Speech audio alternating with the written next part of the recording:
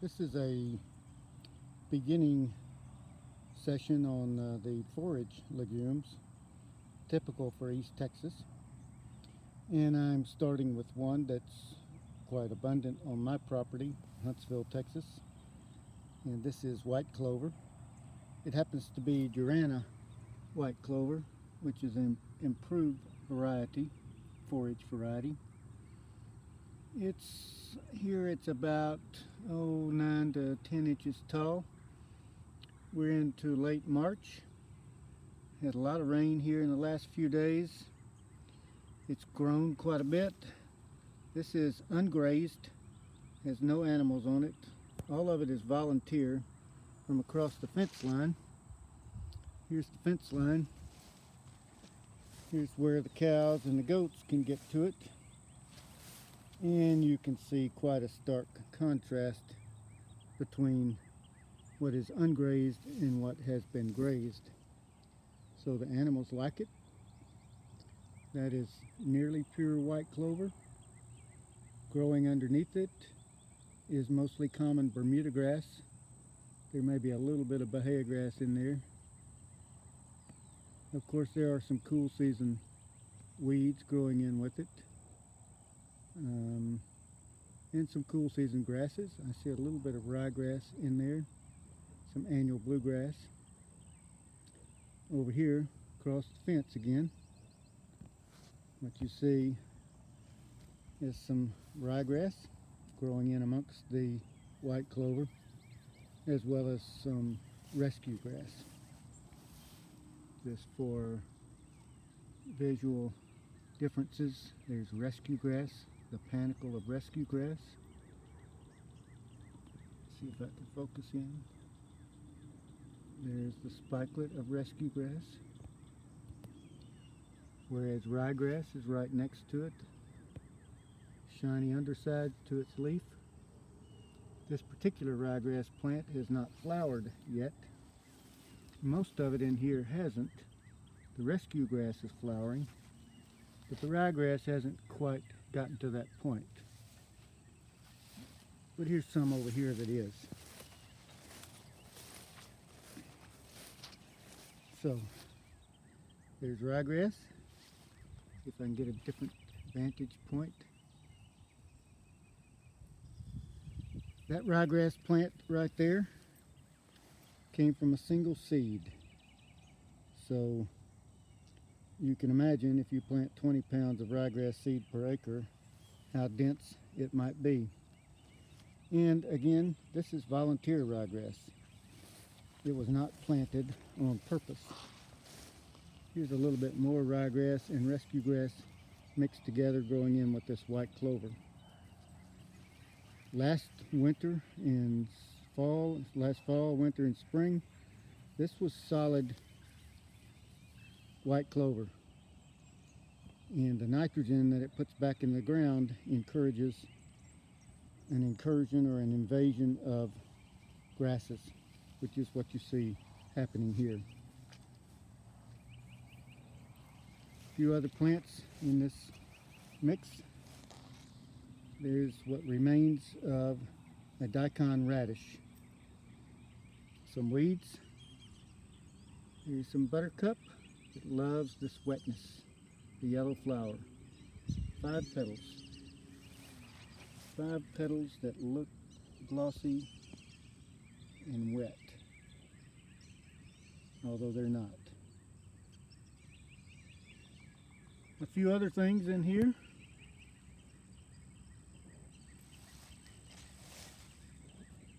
Here's some mouse-eared chickweed. It's turning brown, starting to mature.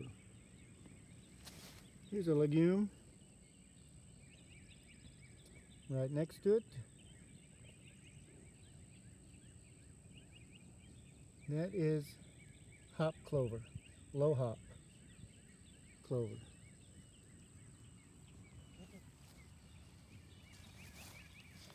Some interesting appearing seed pods on this daikon radish.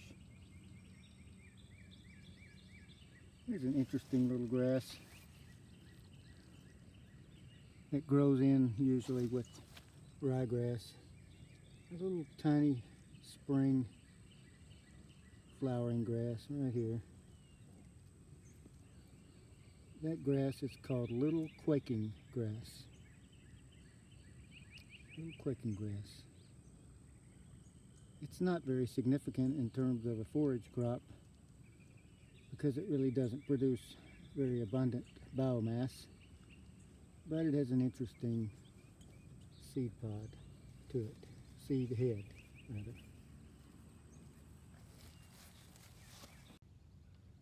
Here's another accumulation of little quaking grass.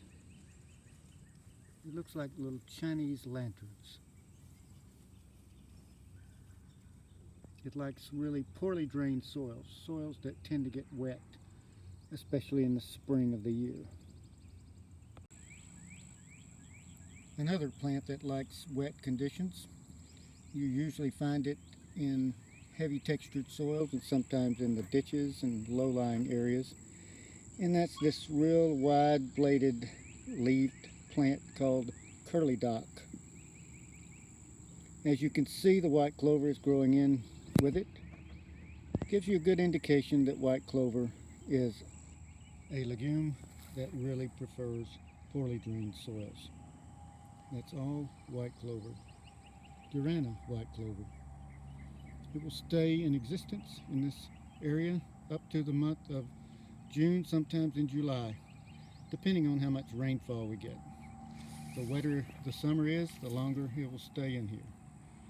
And the common Bermuda grass will begin to come on behind it, and in the late summer it'll be dominated in here by common Bermuda grass.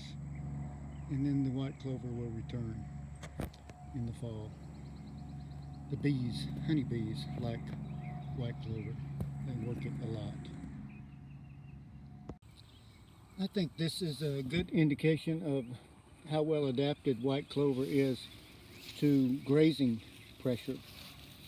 This white clover that you see here to the left on this screen has been mowed twice, and it's come back quite well. It's thick. It's short, it's only about 2 inches tall, but it's very thick. And it's right next to white clover that has not been mowed or grazed.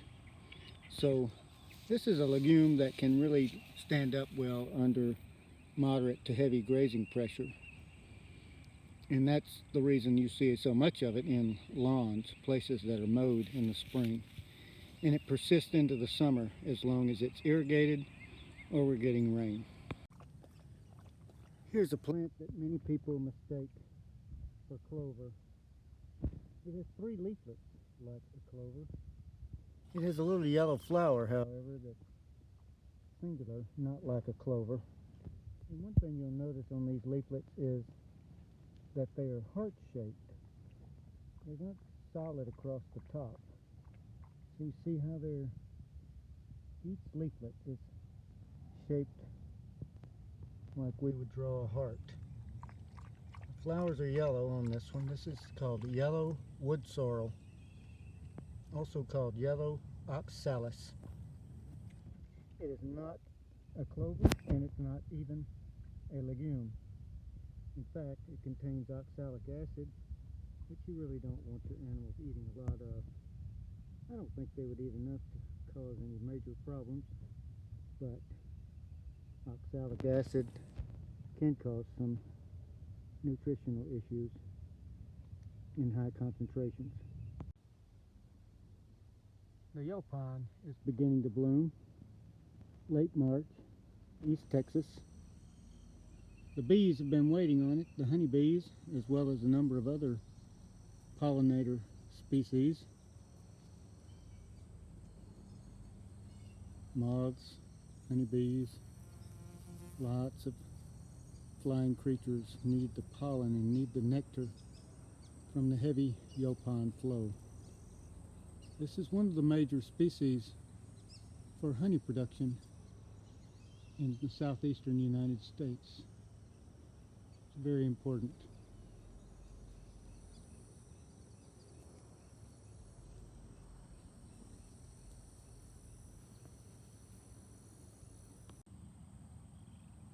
Here we have crimson clover. It's one of the more popular legumes on the better drained soils, sandier, maybe slightly acidic soils of East Texas and the southeastern United States. I would say it has to have the most colorful, prettiest inflorescence of the clovers. The bees like it too, as you can see in the middle of the picture. You'll notice that there are a lot of white flecks on this crimson clover. And when I see speckled appearance on the surface of the leaves, it makes me suspect mites feeding on the plants. And in this case, I actually pulled one of the leaves off and I turned it upside down, placed it on the soil so I can focus on it a little bit better. And you see those dark spots on the bottom of the leaf, even on this one, smaller but dark spots, reddish colored. They're not spider mites because there's no webbing activity on the bottom of those leaves. They're clover mites, and they can damage a variety of species of legumes, particularly clovers. They really like this crimson clover. If the mite damage becomes extreme, you can see that it can cause the leaves to really be bleached out and not capable of carrying on photosynthesis. And while they may not kill the plant, they certainly weaken it a great deal. This is an unhealthy population, and it's one of the reasons I have discontinued the use of crimson clover as a cover crop in my garden. I don't want these mites moving out of the crimson clover and into my tomatoes and peppers and other garden plants. But it's an excellent forage crop, and you don't normally see this level of infestation of clover mites. This is what mustards look like when they've gone to flower. Of course, mustards are in the classification of plants called the brassicas, and I usually grow them in my garden for mustard greens, but sometimes I let them go to flower because the bees work them heavily. And there are a number of species related to the mustards, including collards, canola, rape, cauliflower, broccoli, cabbage, etc. So they're in the brassica family. Some people use them for forage crops. However, the mustards, when they're in the vegetative stage, the leaves have a very low fiber content. Consequently, they are high in digestibility and pass through the animals quite quickly. So you'll see a lot of green rear ends on animals that are grazing the brassicas as pasture plants. But a number of dairy farmers will use these, and they will supplement that with something higher in fiber, such as the grasses and legumes. Here is berseem clover. This happens to be frosty berseem clover, and it has not yet flowered. I'll take some more video of it when it does flower. I have this planted in my pasture. It's another one of those legumes that likes a lot of water. It prefers to be in soils that are near saturation. It does not have good cold tolerance, but we've not had a hard winter, so most of it has survived. The animals like to graze it. It's a very palatable forage for our animals. It's an annual. It does not reseed itself very well, unfortunately. So every year I need to go back and replant berseem clover. You'll notice that the leaves or leaflets are long and strap shaped. There's a 4-leaflet berseem clover plant right there. 3 leaflets on the left, 4 leaflets on the right. I seem to notice more 4-leaflet leaves on berseem clover than I do the others. One of the distinguishing features about berseem clover is that it has a hollow stem. You see that hollow area? Can't focus on it very well. That's a little better.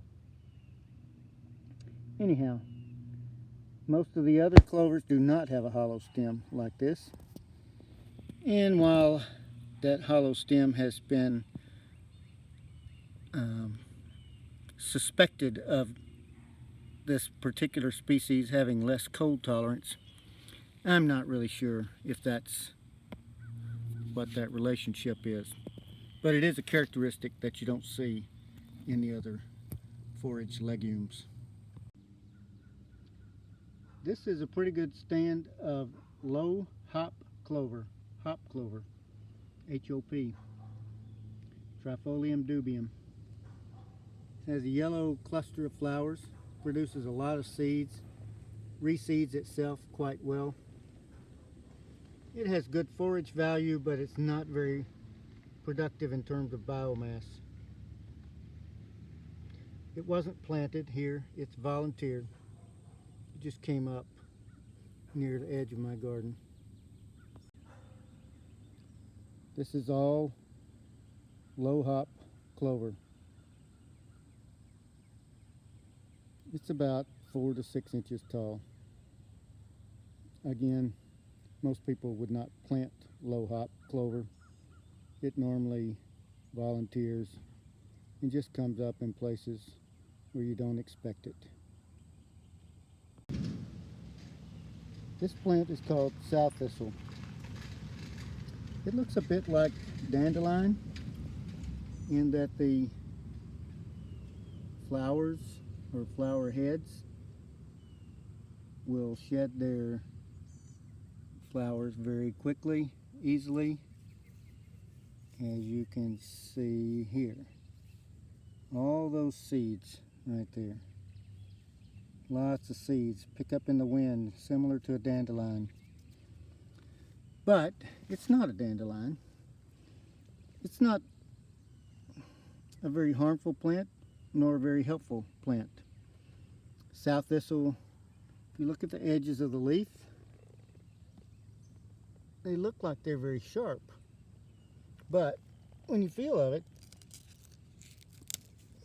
they're really not sharp. They're not harsh. They don't hurt you.